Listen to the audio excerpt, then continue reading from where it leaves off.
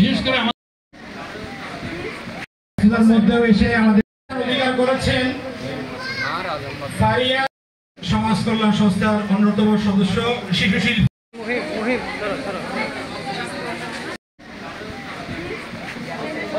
বদরুল কামাল কলাউজানি।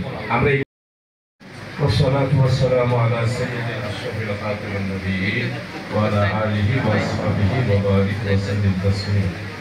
আমাদের সাতকানিয়া উপজেলার সবচেয়ে বেশি ইসলামী আন্দোলনের ঘাঁটি এবং ঐতিহ্যবাহী সাতকানিয়া ইউনিয়নের বাহাদির পাড়া আজকে সমাজ কল্যাণ সংসদ কর্তৃক আয়োজিত ৩৬শে জুলাই অভ্যুত্থানের পাঠদান লিখিত সহ পরীক্ষার এই পুরস্কার বিতরণী সভার সম্মানিত সভাপতি, সম্মানিত আমার অত্যন্ত পরম শ্রদ্ধাভাজন বিশিষ্ট শিল্পপতি জনাব মাহবুব ভাই, বিশিষ্ট শিক্ষাবিদ, ইসলামী চিন্তাবিদ, স্কলার, চট্টগ্রাম বিশ্ববিদ্যালয়ের সম্মানিত অধ্যাপক জনাব ডক্টর এনামুল হক সাহেব, সাতকানিয়া উপজেলা জামায়াত ইসলামীর সম্মানিত আমির হযরত আল্লাহ মাওলানা মাহমুদুল সাহেব, আমার ছোট ভাই নোমান এবং আমাদের সম্মানিত বিশিষ্ট সমাজসেবক শাহিন ভাই, এলাকার গণ্যমান্য ব্যক্তি এবং সম্মানিত বিশিষ্ট ব্যক্তিবর্গ, অভিভাবকবৃন্দ এবং আমার ছেলে এবং মেয়েরা।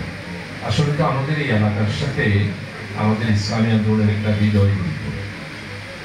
1971 সালে আধিপত্যবাদীদের হাতে ঢাকা মেডিকেল কলেজের মেধাবী ছাত্র, তৎকালীন ইসলামী জমিয়তে তালাবা পাকিস্তান, ইসলামী ছাত্র সংঘের কার্যকরী পরিষদের রেকির পাকিস্তানের সদস্য শহীদ জাহাঙ্গীর ভাই, আজকে শহীদ জাহাঙ্গীর ভাইয়ের স্লোগানে উজ্জীবিত ইনকিলাব, এই ইনকিলাব স্লোগানটা ছিল 1971 সালে জাহাঙ্গীর ভাই ইনকিলাব।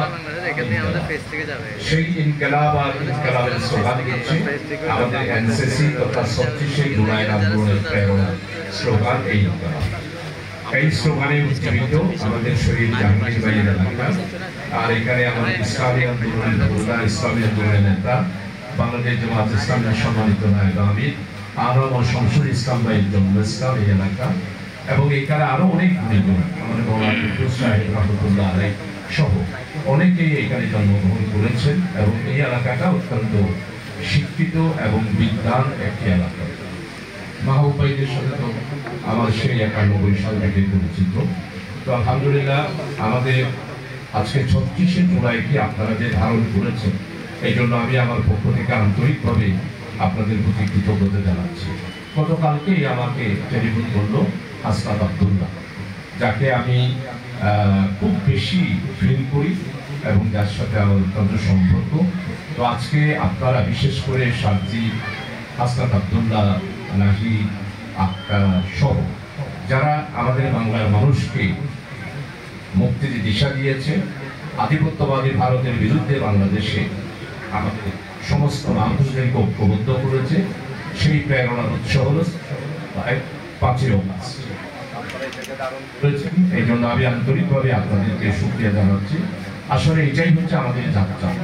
এতদিন আমাদের যে যাত্রা ছিল, সেই যাত্রা ছিল একটি গহীন অন্ধকার একটি যাত্রা, যেটাকে বলা হয় আমরা পথহারা ছিলাম। 1971 সাল থেকে 2024 সালের 5ই অগাস্ট পর্যন্ত আমরা 1975 সালে 7ই নভেম্বর পথের দিশা পেয়েছিলাম। 1981 সালের একটি গণ অন্ধকার রাত্রে সার্কিট হাউসে শহীদ রাষ্ট্রপতি জিয়াউর রহমানের শাহাদতের পর আবার আমরা পথহারা হয়েছি। সেই যে পথহারা হলাম, সে আর পর থেকে আবার আমরা 2024 সালে ৩৬শে জুলাই 5ই অগাস্ট আমাদের সম্মানিত ডক্টর এনাম ভাই আছেন, মাহবুব ভাই আছেন। মাহবুব ভাই অত্যন্ত বিদ্যান ব্যক্তি, বিশিষ্ট শিল্পপতি। ওনারা অবশ্যই স্বীকার করবেন, যদি ৩৬শে জুলাই না হতো, আমার মতো আপনার মতো আমরা হয়তো আমরা বলে রাখতে পারতাম, কিন্তু আমাদের কোনো চিন্তা, চেতনা, মন মানসিকতা, স্বাধীনতা আমরা কিছুই প্রকাশ করতে পারতাম না। তো আমরা যে কি অবস্থার মধ্য দিয়ে কাটিয়েছি, 1981 সালে শহীদ রাষ্ট্রপতি জিয়াউর রহমানের মৃত্যুর পর থেকে আমরা কিভাবে কাটিয়েছি এবং আমাদের ইতিহাস কোথায় ছিল, আমরা কি অন্ধকারের মধ্য দিয়ে অতিবাহিত হয়েছি। হ্যাঁ, আমরা নামাজ পড়েছি, রোজা রেখেছি, কিন্তু একটি সেকুলারিজম এবং ন্যাশনালিজম এবং কমিউনিজমের ক্ষুধাগৃহী শক্তিদের মাধ্যমে পুরা শিক্ষা প্রতিষ্ঠান, শিক্ষা ব্যবস্থা এবং সমস্ত কিছু অর্থনীতি সহ একটা আধিপত্যবাদী শকুনের হাত দিয়ে আমাদেরকে তারা কুক্ষিগত করে রেখেছে। তাই আজকে আমার ছেলে এবং মেয়েরা, আমি আমার ছেলে এবং মেয়েদেরকে বলবো শহীদ জাহাঙ্গীর, এবং এই শহীদ জাহাঙ্গীরের নেতা ছিল শহীদ আব্দুল মালেক। এই আব্দুল মালেক যেদিন শাহাদাত বরণ করেছিল, এরপরে সর্বপ্রথম